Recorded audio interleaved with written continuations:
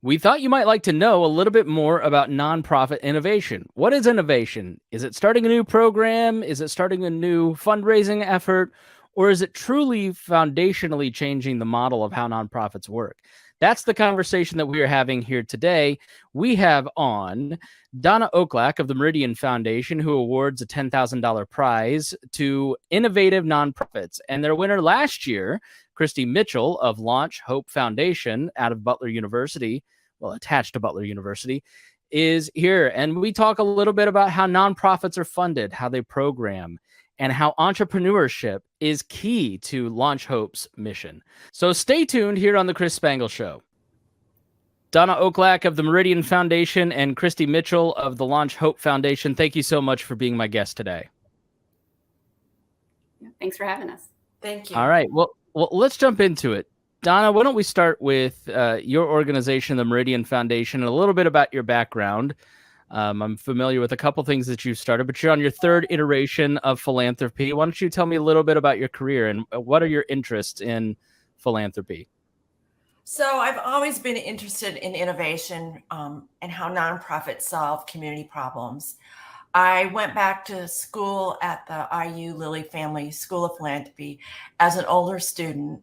And then from there, I did an internship called the Indiana Achievement Awards, which was a brainchild of Jim Dodson, and I was the intern.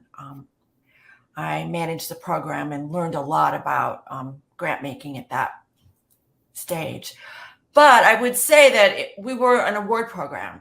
We were for the state, and we recognized nonprofits in innovation, sustainability, and impact. So I have kind of taken that best part of that idea that we had 20 years ago and now created this new award program called the Arago Honors, housed in the Meridian Foundation, which is a family foundation my husband and I set up in 2019. This is my part of it. Yeah, and you've also you were a co-founder of Impact 100, which is a great organization, and I'll link to my previous interview, with them. Yeah, I did Impact 100, which was a really a great thing. It's going well, but my tenure there is kind of timed out. You know, it's volunteers and they need to be engaged. So this was my next frontier to try and do this. So tell us about the Arago Honors, the awards that you've started. What is the need? What are you awarding? And how's that decided? Well, we do it through a winnowing process where we keep it really simple, where the nonprofits apply up until midnight to tell us what their great idea is, what their innovation is. And then we go through it with a volunteer core and we find those that bubble up. And the volunteer core keeps me in line so that we select what truly is innovation. And this year we have a succinct definition of innovation to keep us better on track. It's from Stanford. It's not my own definition, but I think it works really well. Innovation is a break in practice, large or small, leading to significant social change. So we're looking for impact and a change in the community, public value, so to speak. Yeah. So Kristi Mitchell of Launch Hope, you were last year's winner, correct? Yes, we were. Donna, tell us why they won the award. Tell us a little bit about Launch Hope and what it is that was special about them, and how would you define innovation in terms of how they operate? Well, Kristi and I met before the award process really was finalized last year. COVID was still kind of there, and we met outside.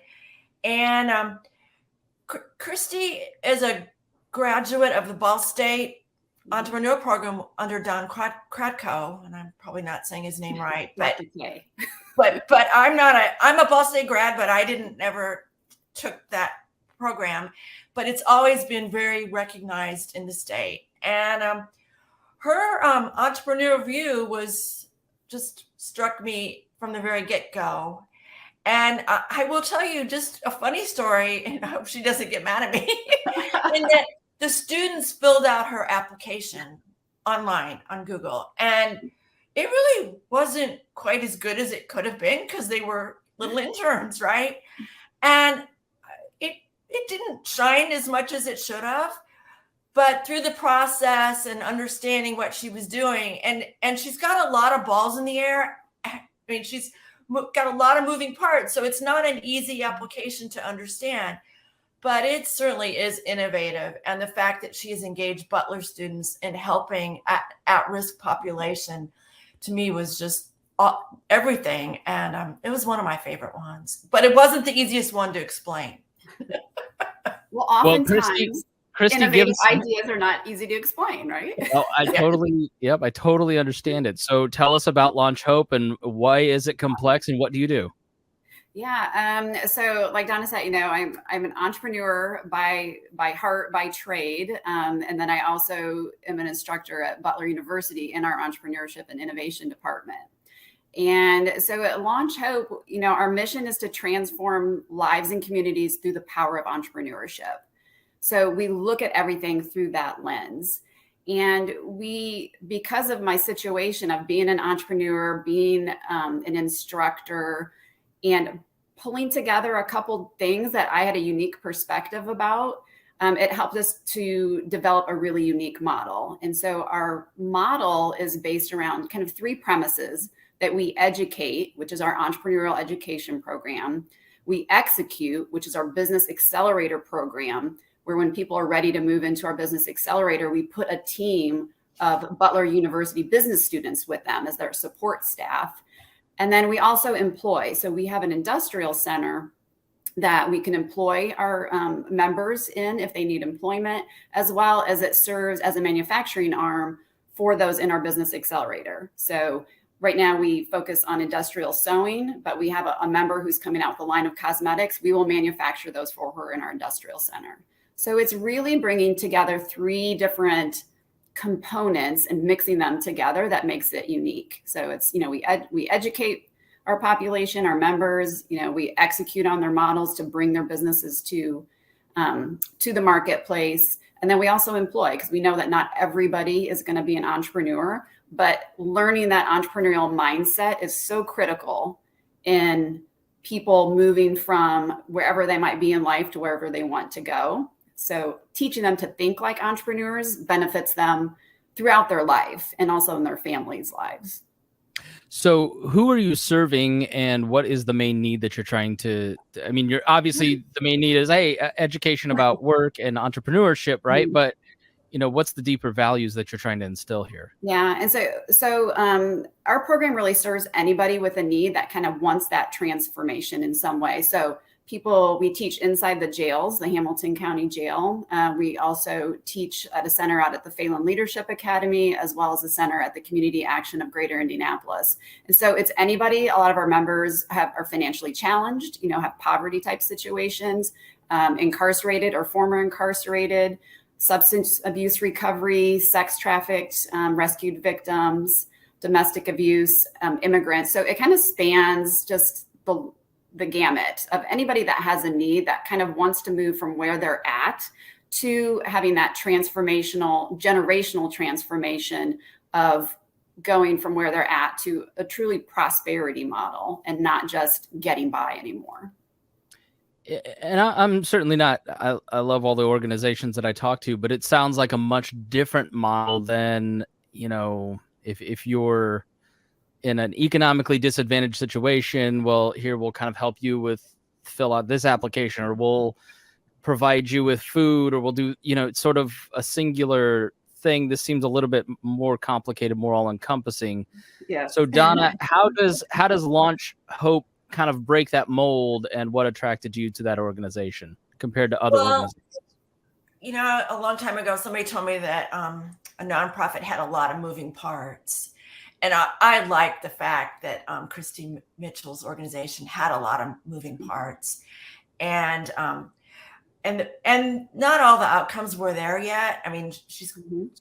But the fact that it was housed in a university, and that the students at Butler were seeing real world and getting real world experience, and not only that, but the fact that at risk, women that were incarcerated, come out and have to look for a job and have all those barriers. Well, Kristi was giving them strength to create their own future. Yeah. And I just felt it was a story that isn't happening very often in many places. And I loved it from the get-go. Yeah. So Kristi, can you explain how, so the people you're serving are not the college students necessarily. They're part of the organization. You have a long list of interns on your website. Right. So can you kind of break that down for the listener, the different groups of folks that are involved in the organization and what they do? Yeah, so we have people who teach in our programming, so our education program, and those tend to be college instructors, entrepreneurs themselves. And then when they are in our accelerator program, that's where we employ our 25 to 30 per semester college interns, because it's great, teaching entrepreneurial education. A lot of organizations do that, but the heavy lifting comes in the execution part, like taking your product from a business model canvas on a piece of paper to an actual proof of concept and moving your company into the marketplace. That's difficult on a good day for any entrepreneur, let alone the population we're serving.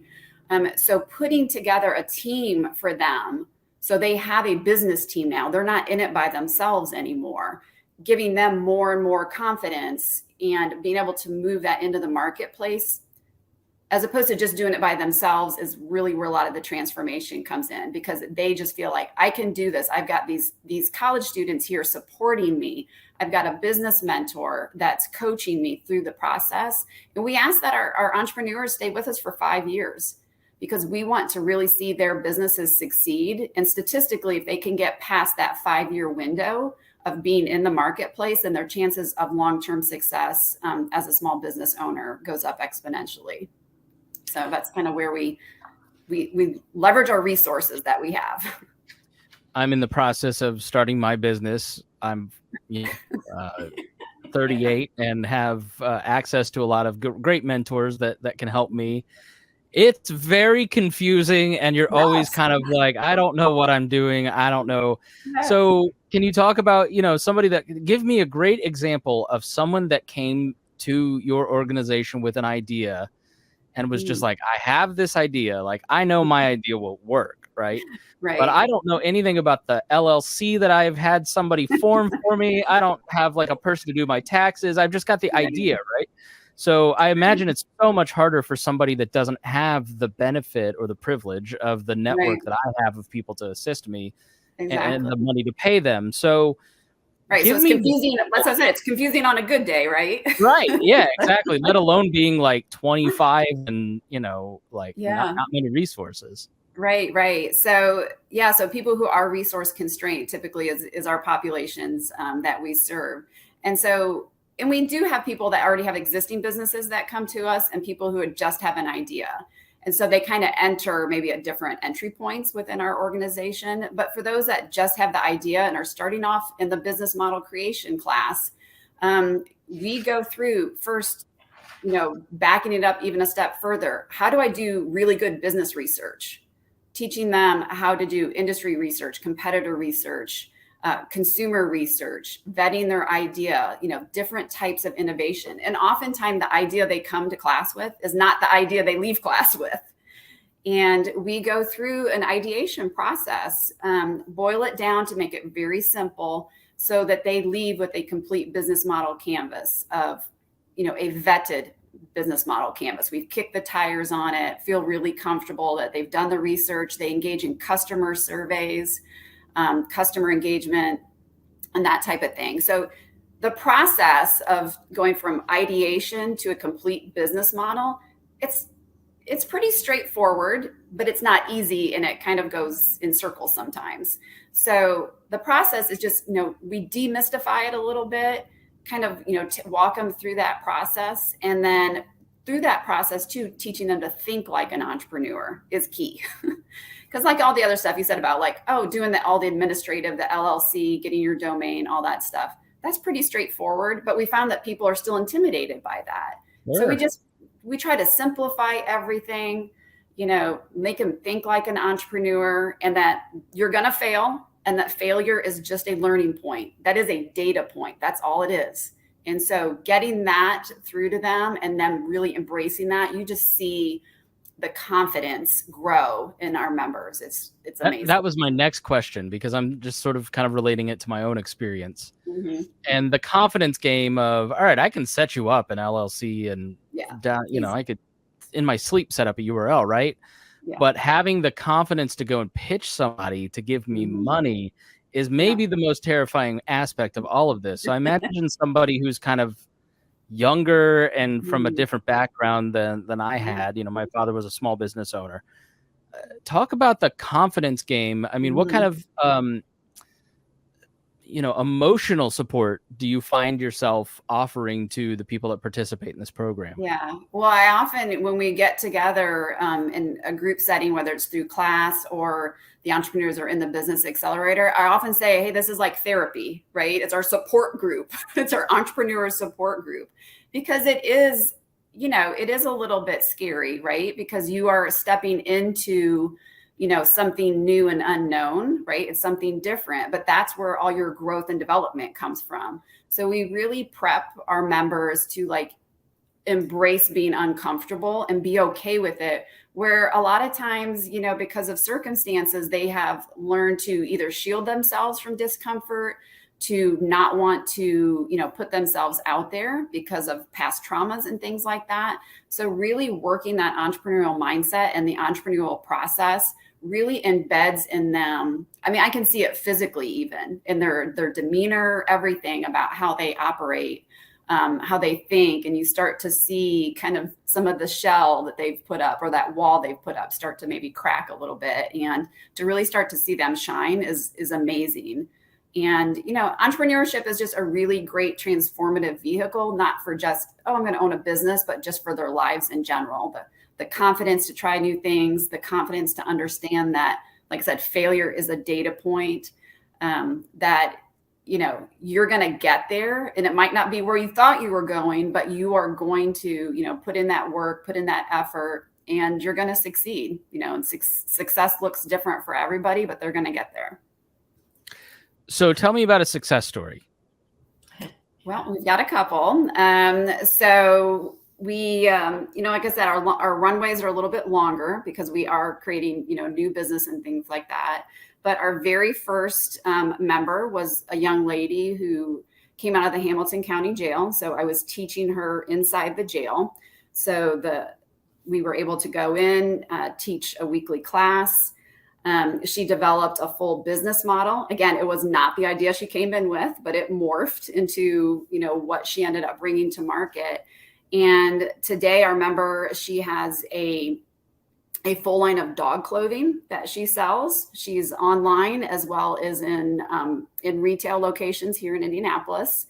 And she also went to work for her business mentor that she was assigned, which was also another win. So she left incarceration, went from having no job to fully employed, and she works for Mary Shaw at Your Image Works, and that is her business member that she mentor that we had assigned her for her business. So that was a win-win. So, somebody with a felony record, fully employed, and is also running and operating her business. And the students, a win for them too, is the first time I brought her to Butler University, I didn't tell the university I was bringing somebody with a felony conviction in. So don't tell them, right? But, the kids, they're not listening. Yeah. But the students were absolutely amazing. They would go pick her up because she was, as part of her probation, could not drive. They would take her to dog parks to do customer engagement and customer feedback, and they would take her there. They helped her, set up her Shopify store, worked with her on her marketing and financials and her go-to-market strategy. And just seeing her interact with the students was amazing. Just, she kind of had that spark again, after being in jail and her job and her life kind of spiraling for, a long time. So that's one that I'm really excited about, and then we've got several other. I could go on and on, but yeah. So isn't that amazing? I mean, that's innovation if you've ever seen it, right? Absolutely, yeah. It's networking multiple communities to build great outcomes and building a community in and of itself. It's excellent, and the students. I'm sure the students get so much out of it, especially like I don't know. Looking back at my college self, I didn't have a lot of interaction with populations that, were different than Plainfield, Indiana. Right. So Right. you're if I had met someone at 22 that had a felony conviction, I would have had a certain view of them. And that Right. So can you talk about the impact on the students and how it changes their view? Yeah, the students, that's, one of the things I'm most proud about, because when we first started, I remember talking to Donna, I was like, I don't know, because, we're at Butler University, and, the perception of Butler is that, right, they're, privileged students. It's a very expensive school. I didn't want to say it, but that's what I was implying. Okay, thank you. We'll just say it, okay? We're amongst friends.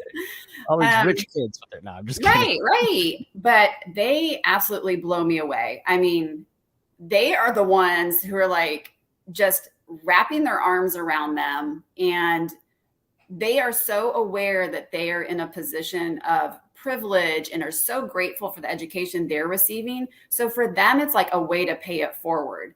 Like I said, absolutely blown away about just how much they engage with them. And they are from, a lot of different backgrounds. A lot of the people we serve to be, higher African-American populations. So they just love on them. They support them. They are working with them at all hours, and they get really invested in our members, really invested. And most of them who stay on for a semester. So we have a young man named Zeke, and he is in the micromobility industry, and he has a company that's running right now. And his lead intern will not leave him. Like, she has already done her, semester and gotten her college credit for it. But she's like, Professor Mitchell, can I please stay on? I'll do it as a volunteer. Just, can I please stay on? Because I don't want to leave Zeke. Like, I want to keep working with him. And that's the level of commitment that these kids have. And it's so amazing. And Butler really emphasizes experiential education. But this is like that next level of like social impact experiential education that Butler is a real champion for. Yeah, if you head over to indianapodcast.com, where this is housed for the nonprofit side of the Chris Spangle Show, the most recent interview is President Danko from Butler, who is a former entrepreneur himself, heard on the Leaders and Legends podcast. And I was blown away by him and his... he talked a lot in that over the last 10 years that he's been at Butler, or maybe more, just how much you need to innovate as a college to give your kids experiences and, instill entrepreneurial value. So I walked away really impressed with President Danko as well. So it doesn't surprise me that Butler really welcomes this sort of innovation. I mean, can you talk about the support that you get from Butler? Yeah. So we have been pretty much squatting inside Butler. We started this and they were like, sure, go, Professor Mitchell, go do whatever the heck you're doing. Right. And they're like, thumbs up. But they have really embraced Launch Hope. So like I said, we have any semester, we'll have upwards of 30 interns this semester. They give us space there. They, support us in the community to try to help with fundraising. And they really see this as, for them, a way to innovate the education model, because these students are not only just learning things in a classroom, then they're able to walk to the innovation lab there that's housed in Dugan Hall in the Lacey School of Business and meet with the members from Launch Hope. And then, so they're walking from the classroom to the innovation lab and are actually getting to work on real life businesses, real life social impact causes. And the kids are so immersed in it. And it really transforms the way that they have learned. And, Butler is so supportive of that, because they know like that is the future of education, not just learning out of a book anymore. So Butler is one of our biggest, champions, cheerleaders. We meet with them regularly to try to figure out, because we have a lot of demand to move our model now to other cities and other states. So we meet with the Transformation Lab at Butler University, because they're trying to help us figure out, okay, how do we move this to Dallas, Texas, and then get the University of Texas or whatever the university is there to basically do what Butler is doing here. And so they're helping us with our long-term strategic model of how do we move this, because we do have such a demand to move this type of a model to other locations. Yeah, I mean, we're heard on college stations around the state. So is there any conversation about maybe, branching out statewide first, or if somebody were interested in kind of getting involved? If they're a college student, could they come and make the road trip to Butler, or help bring this to their college? Yeah, this semester we are actually having interns from IUPUI, Marion, and UIndy are joining our internship team. So this will be the first semester that we've branched out into kind of the other 3 colleges just here locally in Indianapolis. But yeah, I kind of foresee in 2023 that we will definitely start to incorporate and move to other cities and also other states. And so any other universities that want to, have a Launch Hope program, social impact program through Launch Hope at their university, they can just, contact us, through Butler or directly through Launch Hope. And so I think 2023 will be our first year where we're going to officially onboard additional universities and start to move the model. All right. So I think, Donna, the read I get on her, Kristi, is that she doesn't want to talk about what she does, and she's very thoughtful and giving, and probably doesn't want to feel like she's bragging. But can you brag on Donna a little bit? I will brag on Donna. Tell us what winning the prize last year, the forgive me, the Arago, please help me, Arago prize, yes. The Arago Prize meant for your organization, and how has Donna Oklak of the Meridian Foundation helped your organization?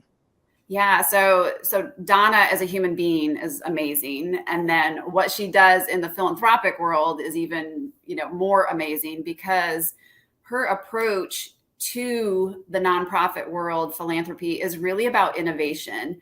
And so often, most of the funding, a big segment of the funding, goes to your traditional nonprofits. And there's a great, purpose that they serve, your food banks, your domestic shelters, your recovery centers, and they need funding, absolutely.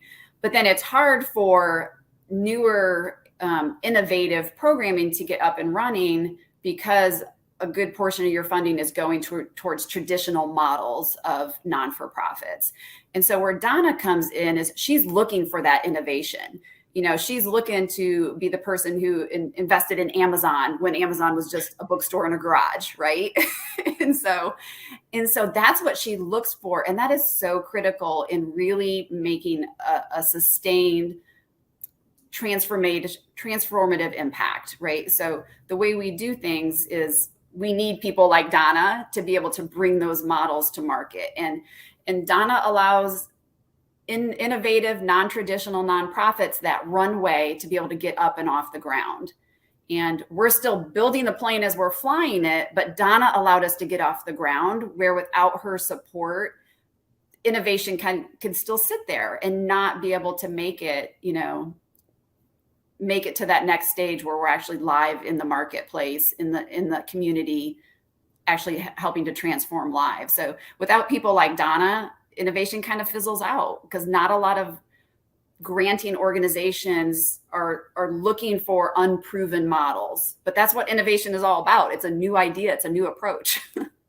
Can one of you kind of give me the dummies version of how nonprofit funding works, why, and how you'd like to see it changed? Donna, do you want to tackle that? Like, I think people listening kind of, of a nonprofit and you think of a food bank and you think, oh, I give donations to them.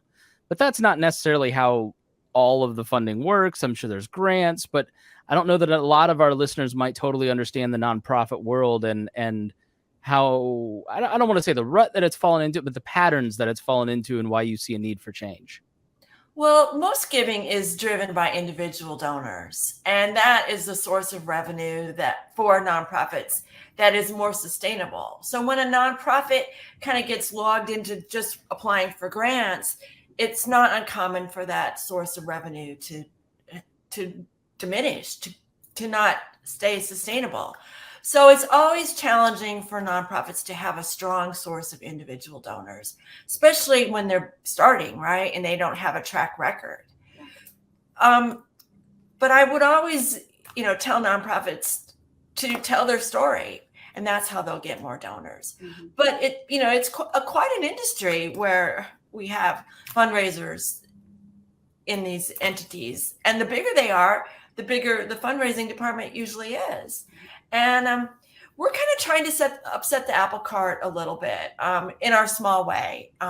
We think it's important that there's trust, that we trust Kristi Mitchell to be able to go out and do her work.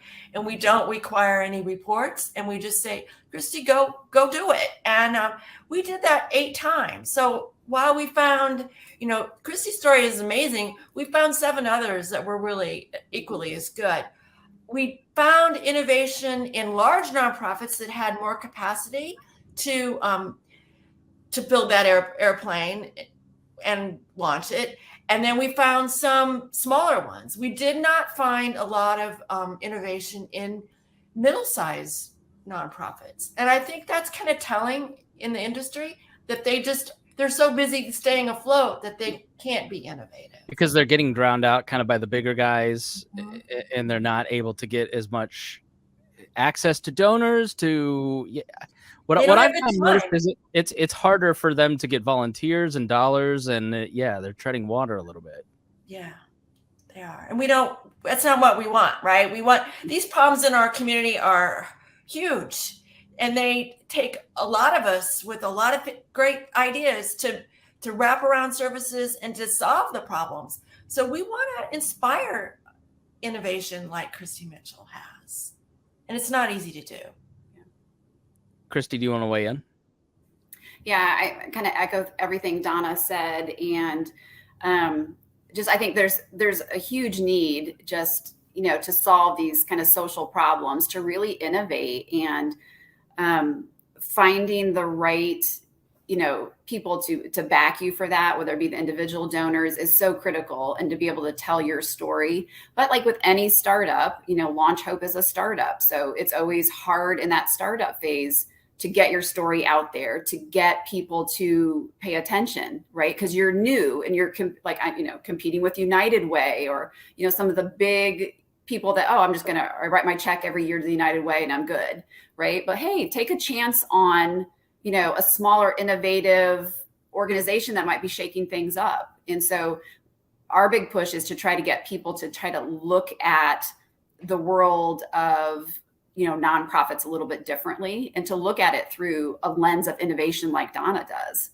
because that's where your real impact is going to come. Yeah, people like predictability in this space. And you talked a little bit about data and granting organizations liking good data and how that hurts innovation. Can you repeat the off-air conversation? Because I found that so interesting and not something that I just, most of the very large granting organizations, across the nation, not just here in Indianapolis or Indiana, but, they want reams of data. How many people have you helped and served over a period of time? And they want to see the results. So they know if we give you $100,000, but they've done this, for years. So it's a safe bet. And so a newer, innovative organization, my results take longer, but my results are more exponential in terms of the actual transformation. So a lot of times there's that short return on investment. I gave $50,000. I know $50,000 worth of food went out, and I helped so many families, and I can quantify everything very quickly. And I can show those numbers of, people helped, people served, where in an innovative model like ours, it takes a little bit longer. Like, we're bringing new businesses to market. That doesn't happen in a week. We're not getting those results back that quickly, but our impact is going to not only transform the life of the person, so maybe we have 150 people a year we help, as opposed to thousands and thousands, but our impact is going to make a larger ripple in that pond, when you throw that boulder in there. And so, and ours is also going to be generational impact. So the scope is just different. If it's short term, I can immediately impact that person's life today by helping with utilities or transportation or housing, or long term, so I would like to challenge people to look more long term in terms of how they resource and allocate their philanthropic dollars. Look at the long-term change and impact that innovative organizations like Launch Hope, or like any of the other ones Donna's have invested in. That change takes a little bit longer, but it's generational, and it's going to impact not only their lives, but the lives of their family and their children. That takes a minute. So, all right, I've got one more question, and I don't want it. We're not talking politics, so I promise we're not going to do that here. All right. But One thing that I have noticed over the last few years as the world becomes more polarized, and part of why I donate my time and talents to just interviewing nonprofits and telling their story and putting it into my podcast feed, like, I believe in civil society as a motivator of change, because one side looks at the government and says this is the answer to solving our social ills. One side looks at business, says this is the way to solve our social ills.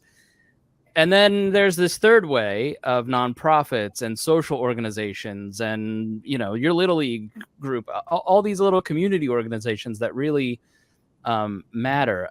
In nonprofits, I think kind of sometimes I've started to see a little bit more negative. Oh, no to nonprofits. We need to move this direction. We need to move that direction. Can you give a defense of, civil society, nonprofit, entrepreneurship, why it is so important for us as communities to network together in these ways? If you agree with my premise, you're certainly willing to disagree. Kristi, why don't we start with you? Yeah, wow. So that's a loaded one. Yeah, I don't know where you go. I find that, collaborating in the community, whether like I collaborate with other nonprofit organizations that do very similar things that I do.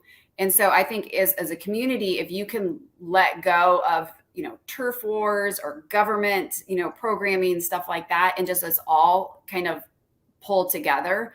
So, I collaborate with the Urban League. I collaborate with Community Action. Urban League has a great entrepreneurship program. And, I gladly work with them. I'm attending an event they're having in just a couple of weeks. And so I think the key to all that kind of discord is just, we're here to serve the community. And so getting out of all the silos and everything is key to that. So us engaging with ISBDC, SBA, other nonprofit organizations, that's where the magic starts to happen. So I think that is key. And so not to look at things in certain silos of, red or blue, or government, not government, religious, not religious. It's just like, what's the mission? We're here to try to transform lives, get people, moved from poverty to prosperity. And if there's somebody in the community that can do some part of that mission better than me, I'm going to go partner with them. I'm going to go learn from them. I'm not going to compete against them, because that is counterintuitive to the mission of actually helping to serve the people in our community. So I think it's just your perspective and your mindset of how you look at it. And that, I think that's the place to start with that. Donna, has polarization kind of affected the nonprofit world, and how would you answer my question? Well, I think it can. I think it's up to the individual to build trust. And for me, philanthropy has always been local. I want to know the people that are providing the services. I don't want to just put the money and not know where it's going. And I think that's the trend for donors, right? They want to know how the funds are being used, and they want the trust.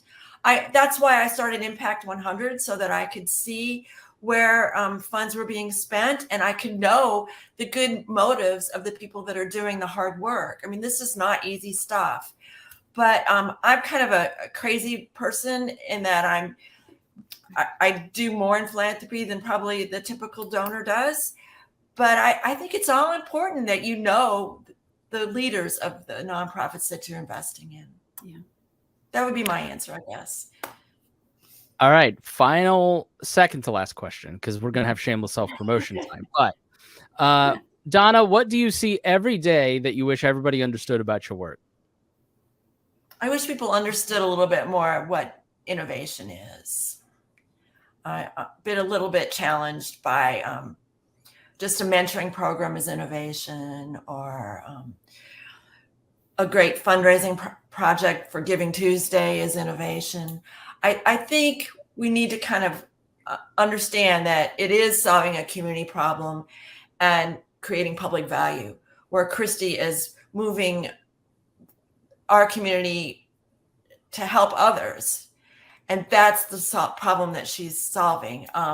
One of our winners last year was Pattern, and they're also using interns but they want to keep the interns, the creative interns, in our city. So many times they leave Indiana because there just aren't enough places. Well, Pattern is doing some amazing work, and we want to recognize innovation, and we just want to lift it up so that more people are inspired. I interviewed Pattern, and I'll throw that interview in the links in the show notes if you want to check that out. Kristi, what do you see every day at Launch Hope that you wish everybody understood about your work? Oh, wow.